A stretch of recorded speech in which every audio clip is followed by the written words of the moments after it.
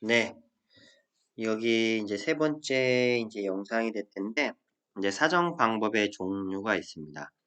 이제 사정 방법의 종류로서는 첫 번째는 검사가 있고요. 검사는 두 가지 종류를 나누는데, 규준 참조 검사와 중거 참조 검사가 있습니다. 일단 검사는 이제 점수 또는 다른 형태의 수량적 자료를 산출하기 위하여 사전에 결정된 반응 유형을 요구하는 질문 또는 과제라고 이렇게 또 설명을 할 수 있고요. 규준 참조 검사, 중거 참조 검사, 말이 조금 어려울 수 있는데, 규준은 쉽게 말하면 또래 아이들 점수의 분포를 규준이라고 해서 그 아이들끼리 비교하는 걸 얘기를 해요.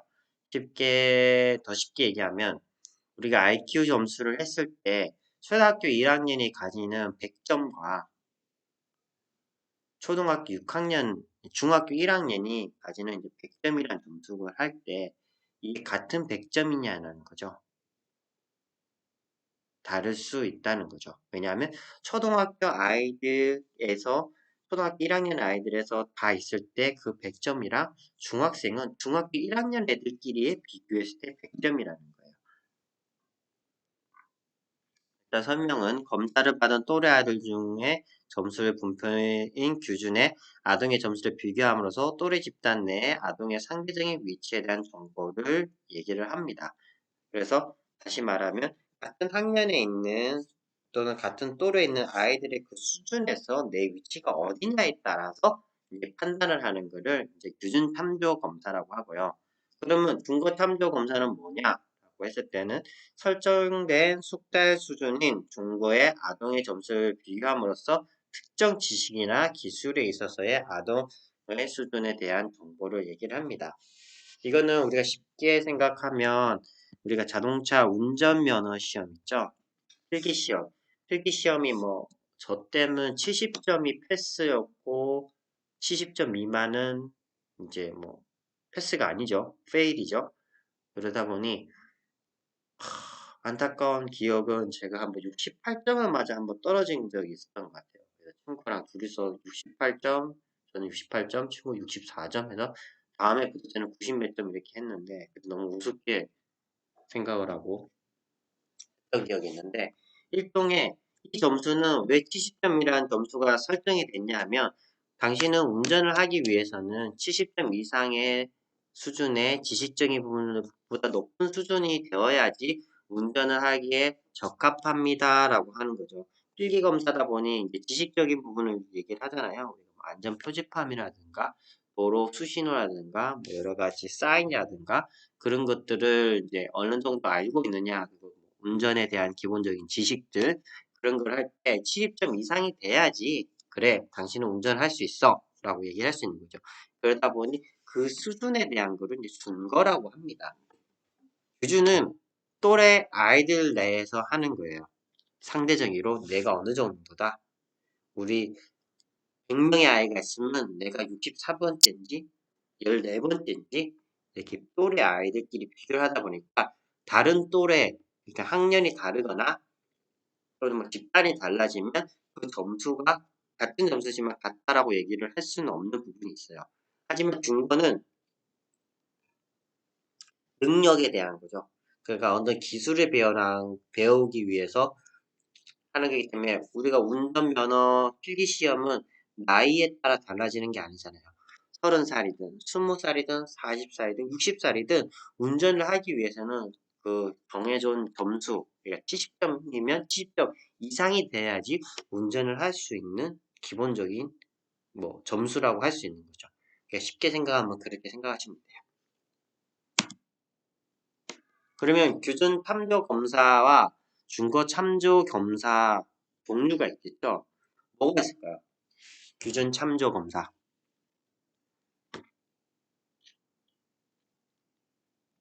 여기 선생님들은 아마 현직 선생님들은 뭐 학교에서 실시하는 검사들이 있을 수 있겠죠. 일단은 뭐 가장 쉽게 할 수 있는 거는 지능 검사가 규준 참조 검사입니다. 뭐 적응행동 검사 이런 것들이 지능 검사도 이제 나중에 IQ 점수가 나왔을 때 각 그 연령대별로 이렇게 나와 있어요. 내 나이를 계산을 해가지고 현재 나이를 계산을 해가지고 거기에 맞춰서 내가 상대적으로 어디쯤인지 이렇게 알 수 있는 거고요. 중거 참조 검사는 어떤 게 있을까요? 보통 우리가 기술적인 숙달 관련되기 때문에 저 잘 기억이 안 나네. 어떤 기술에 배워서 이 일정 기술 이상이 되는 검사들을 얘기를 할 수가 있겠죠. 그러면 이 기준 참조 검사를 제작할 때 규칙은 난이도 수준이 다양한 문항을 제작으로 쉬운 문항부터 어려운 문항까지 다양하게 제작을 해야 되고요. 문항 변별도는 높은 문항을 제작하여 문항 변별도가 높아야 피검자의 능력에 따라 다양한 점수를 얻게 된다고 할 수 있습니다.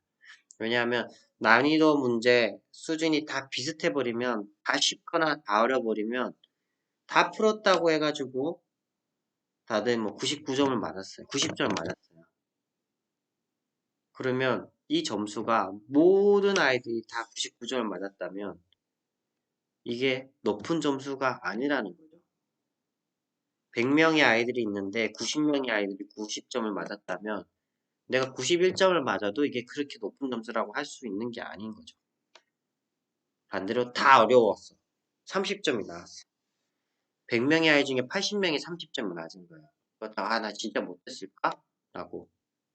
왜냐하면 대부분의 아이들이 이렇게 했다면 30점 맞았다면 이거는 이 높은 아이들을 낮은 아이들 변별을 못하고 높은 아이 제가 말을 좀 잘못했는데 너무 쉽거나 너무 어렵다 그러면 너무 쉬우면 점수대가 올라가죠.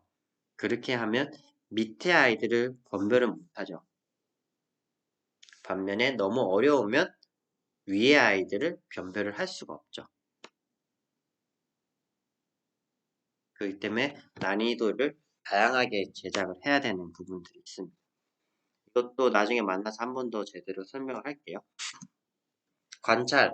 이거는 저희 아마 운영행동 하면서 가장 많이 여러분들이 하시는 이제 사정 방법인데, 일상적인 상황에서 자연스럽게 나타나는 아동의 행동을 기술함으로써 특정 현상에 대해서 객관적인 자료를 수집하는 방법이라고 할 수 있어요.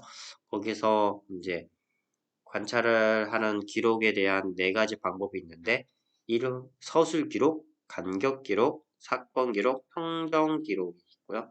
그래서 서술 기록에는 일화 기록, 연속 기록이 있고, 간격 기록은 이제 시간 표집, 전체 간격 시간 표집, 부분 간격 시간 표집, 순간 시간 표집 있고, 사건 기록에서는 이제 아마 많이 쓰실 거예요.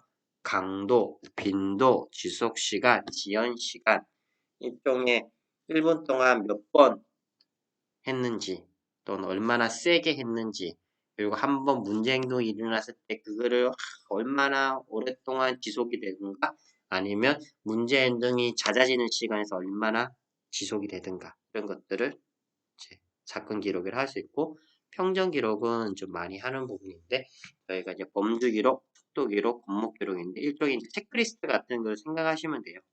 이게 가지고 어떤 부분에서 체크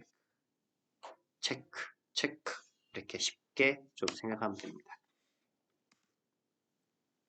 면접은 이제 또 다른 이제 사정 방법 중 하나인데 면접자와 피면접자 간의 면대면 대화를 통해 일련의 질문에 대한 반응을 기록함으로써 자료를 수집하는 방법입니다. 그래서 3가지 방법이 있는데 비구조화 면접, 그리고 반구조화 면접, 그리고 구조화 면접 이렇게 되어 있어요. 그러면 이 차이가 뭐냐? 분명히 구조화 면접의 반대말이 비구조화 면접이겠죠? 그리고 반구조화 면접은 요 왠지 중간에 끼어 있으니까 이렇게 반반 섞어놓은 것 같은데 구조화 면접은 쉽게 얘기하면 정해진 질문만 하는 것을 구조화 면접이라고 해요. 우리가 보통 인터뷰할 때 우리 그 병원에 가면 문진 하잖아요. 나이가 어떻게 되세요? 또는 뭐 지금 어디 아프신 데 있나요? 뭐 아프시다면 어디인가요? 하면 그 질문에서만 딱 질문을 하는 것 뿐이죠. 물론 의사 선생님을 만나기 전에 보통 문진의를 하는 때 딱 고 수준이 이제 구조화 면접이라고 할 수 있죠. 그러면 비구조화 면접은 그런 것들이 없는 거예요. 질문에 대한 게 없고 무조건 오픈돼서 그냥 얘기를 하는 거예요. 그러다 보니 주제가 굉장히 넓어지고 얘기가 뭐 이러 갔다 저러 갔다 하는 면접이 있어요. 그렇다고 되게 구조화 면접이라면 딱 질문을 뭐 10개면 10개, 5개면 5개, 딱 그 이후의 건 할 수 없다 보니 면접에 가지는 한계점이 좀 생기게 되죠. 왜냐하면 면접을 하는 중간에 다른 것을 질문하고 싶거나 또는 다른 내용에 대해서 나올 수 있는 부분이 있기 때문에 하게 돼서 그게 반구조화 면접입니다. 그래서 질문은 만들어 놔요.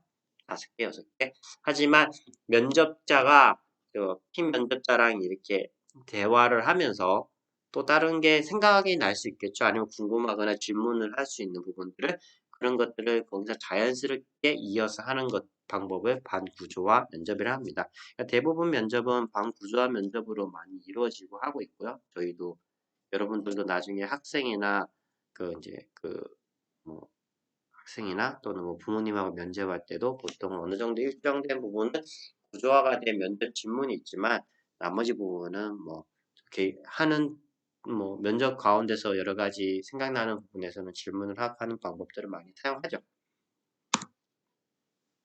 교육과정 중심 사정이라고 해서 CBA가 있는데 아동에게 가르치는 교육과정과 관련하여 아동의 수행에 대한 자료를 수집하는 방법입니다. 그래서 되게 다양하고 많은 방법들이 있어요. 그래서 중고참조 교육과정 중심 사정, 그리고 교육과정 중심 측정, 교수 설계용 교육과정 중심 사정, 교육과정 중심 평가, 교육과정 교수 중심 사정. 굉장히 말이 굉장히 비슷하면서도 다르게 이렇게 써놨는데 많이 사용하는 것은 우리가 CBM이라고 해서 교육과정 중심 측정이라고 있어요. 이거는 교육에 우리가 각 학년마다 또는 학생에 대해서 이제 교육과정을 실시를 해요. 그래서 1단원은 뭐, 2단원은 뭐, 3단원은 뭐 이렇게 하면 그걸 배운 걸 기반으로 해 측정을 하는 거를 얘기를 하고요. 그러다 보니 가장 교수자의 입장에서는 선생님의 입장에서는 가장 좀 많이 쉽게 좀 접근할 수 있는 측정 방법입니다. 수행 사정. 이거는 행위를 수행하거나 결과를 산출하는 아동의 기술을 관찰하여 판단하는 사정 방법으로 수행을 할 때 어떤 거는 과정에 초점이 되는 게 있고요.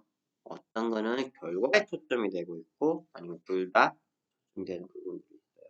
그러니까 우리가 손기술을 하고 만드는데 물론 예를 들면 커피를 만든다고 했을 때 커피를 만드는 과정도 중요하지만 또 결과적으로 커피를 다 해가지고 손님한테 내는 것도 중요하겠죠. 그러나 어떤 수행하는 사정에서는 과정에 대해서 더 많이 집중하는 게 있어요. 이런 것들은 결과를 지금 당장 하지 못하지만 우리 열심히 과정에 대해서 하는 방법을 기술을 연마를 해가지고 이제 하는 것이 있는 것이 있고요. 또 반대로 이제 중간에 하지만 결과 이거를 완성된 것들을 딱 만들어내거나 아니면 어떤 목표치에서 결과에 모든 초점이 돼서 딱 하는 방법들이 있습니다.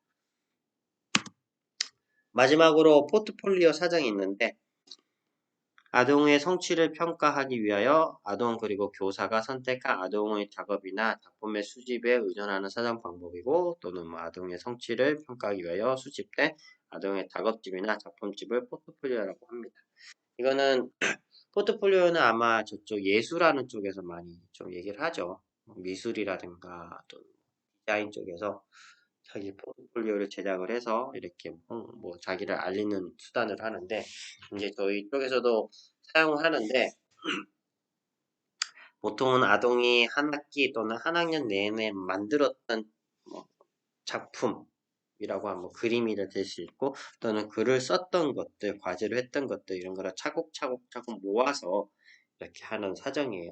근데 이거는 조금 양이 굉장히 많아지는 부분이 있기 때문에 요즘 뭐 어떻게 하는지는 잘 모르겠지만 뭐 파일로 저장하는 분들도 있고 아니면 이제 시스템이 되니까 왜냐하면 이게 한 학년 한 학년 올라가다 보니 나중 되면 이 양이 너무 많아져 가지고 굉장히 보관하기가 힘들다고 하더라고요. 그리고 이거는 또 다음 학년에 있는 선생님한테 전달도 되는 부분이기 때문에 또 할 수도 있기 때문에 좀 양에 대해서 많이 좀 하지만 또 이거는 어떻게 보면 또 아동이 처음부터 학기 초부터 또는 뭐 학기 중간 그리고 말까지의 어떤 그 만드는 과정이라든가 뭐 그림이면 그림 어떤 뭐 성취할 수 있는 뭔가에 대해서 IP에 따라 했던 뭐 그런 뭐 수행 같은 것들을 이제 볼 수 있고 이제 평가를 할 수 있다는 점에서 이제 사용하는 방법입니다. 그러면 이제 평가 단계와 사전 방법을 했을 때 이제 우리가 앞에서 얘기했던 선별, 진단, 적격성, 프로그램 게임 및 배치, 형성평가, 총괄평가 이렇게 했을 때 거기에 따른 이제 사전 방법들이 있죠. 보면 가장 여기서 다 들어가는 방법들이 뭔가요? 선별 다 들어가는 사전 방법들.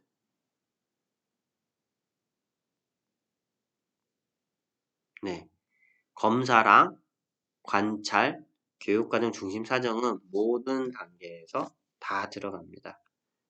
그러다 보니 이것이 제일 많이 사용되는 것도 맞고 하는 거죠. 물론 뭐 면접도 뭐 이제 들어가는 부분이 있지만 선별 단계에서는 그 부분은 들어가지는 않고요.